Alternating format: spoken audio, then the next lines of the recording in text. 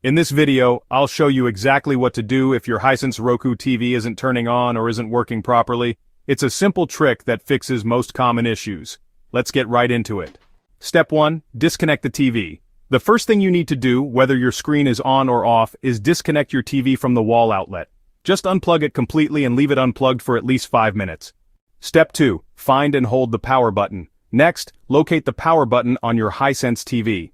On mine, it's in the middle underneath the screen, but yours might be on the left or right side. Once you find it, press and hold the button for 30 seconds, even while the TV is unplugged. After 30 seconds, release it. Step 3. Disconnect HDMI devices, optional. If your issues might be related to connected devices like a cable box, Xbox, or streaming stick, unplug all HDMI cables from the back of your TV while you're at it. This helps rule out any faulty device causing problems. Step 4. Plug the TV back in.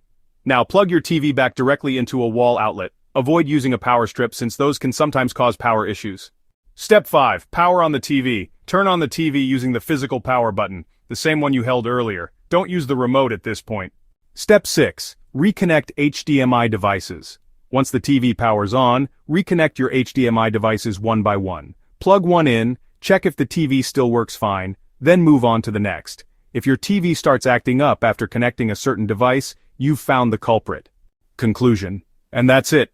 Your Hisense ROKU TV should now be working again. If this solved your problem, drop a comment below and let me know what issue you had.